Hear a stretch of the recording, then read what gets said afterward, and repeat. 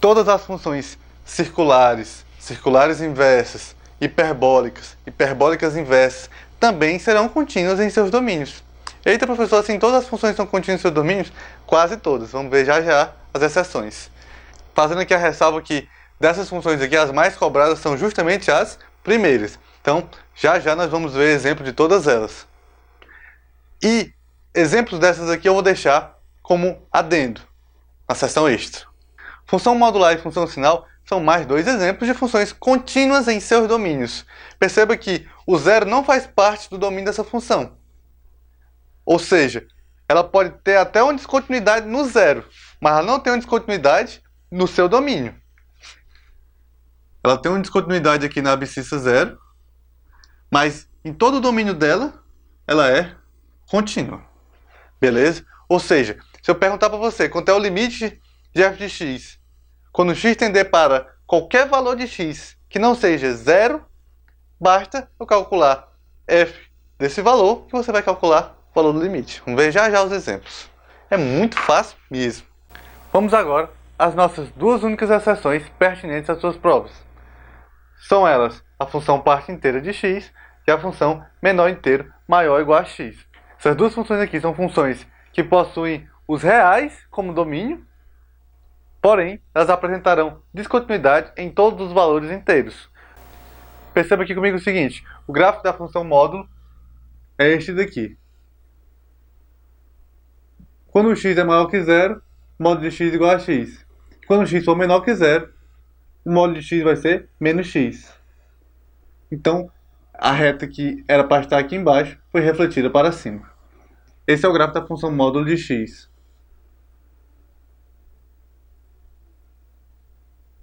f de x igual ao módulo de x. Perceba que ela é contínua tanto em seu domínio como nos reais. Agora, a função sinal. A função sinal é contínua em todo o seu domínio, porém apresenta descontinuidade nos reais no ponto cuja abscissa vale zero. A função parte fracionária vai ser contínua em seu domínio, porém será descontínua em todos os números inteiros. Essas duas funções aqui são especiais por quê? Porque além de elas serem descontínuas nos reais, ou seja, em todos os números inteiros, elas também são descontínuas em pontos dos seus próprios domínios. Por exemplo, 1 pertence ao domínio dessa função aqui. Quanto é o f de 1? 1. Quanto é o f de 2? 2. Porém, apesar do 1 pertencer ao domínio, essa função aqui vai ser descontínua em um ponto do seu próprio domínio. Por isso que você vai ter que ter cuidado apenas nesses dois casos na hora de calcular o limite. Porque se o cara perguntar quanto é o limite da função parte inteira quando x tender a 2 pela esquerda, você vai ter que se tocar que o limite de f de x quando x tender a 2 pela esquerda não vai ser igual ao f de 2. O limite de f de x quando x tender a 2 pela esquerda vai ser 1.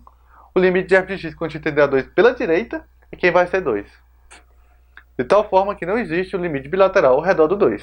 Você deve estar lembrado que a gente definiu função contínua à direita, função contínua à esquerda. Essa função aqui vai ser contínua à direita de todos os números inteiros, porém vai ser descontínua à esquerda de todos os números inteiros. Enquanto que essa aqui vai ser contínua à esquerda de todos os números inteiros, porém vai ser descontínua à direita de todos os números inteiros. Estou colocando aqui essa ressalva só para deixar o curso bem fechadinho, mas na hora de fazer as questões você vai ver que isso aqui não vai implicar em muita coisa não. Você vai conseguir chegar na resposta de forma trivial também. A única coisa que você precisa tomar cuidado é que dentro desse repertório de funções contínuas, até essa função aqui, todas as funções são contínuas em seus domínios. Ou seja, o limite de f de x, quando x tender para a, se o a pertencer ao domínio, basta substituir na função que você calculou o f de a, esse f de a vai ser justamente o valor do limite bilateral. Agora, nessas duas funções aqui, o que é que vai acontecer? Existirão pontos que, apesar de pertencerem ao domínio, não vão coincidir exatamente com o limite. Por exemplo, esse ponto aqui coincide com o limite à direita, mas não coincide com o limite à esquerda. Então você vai ter que tomar apenas esse cuidadozinho aí para não errar na hora de calcular o limite. O ideal é que você tenha esses gráficos aqui em mente. Não precisa decorar. Basta ter uma noção de como é que isso aqui funciona. Porque aí na hora da prova pode cair qualquer questão dessa que você vai conseguir calcular o limite trivialmente. Porque você vai conseguir esboçar o gráfico e aí então você vai ter plena noção daquilo que você está fazendo. Perceba também que se nós calculássemos aqui o valor do limite de 2,5 nesses três casos, o que é que vai acontecer? Como 2,5 é um ponto onde estes três gráficos são contínuos,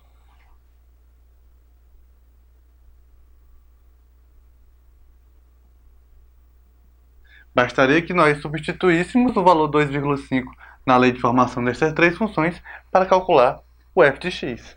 Da exata mesma forma, nós calcularíamos o limite dessas três funções quando x tendesse para 12,7 ou para n mais meio. Beleza? Tranquilidade demais, né, meu povo? Agora, nós terminamos a nossa lista de funções contínuas em seus domínios e vimos as duas exceções importantes. Porém, apesar delas serem exceções, vocês viram que não tem nada demais calcular os limites nessas funções. Façam as tarefas de casa e até a próxima!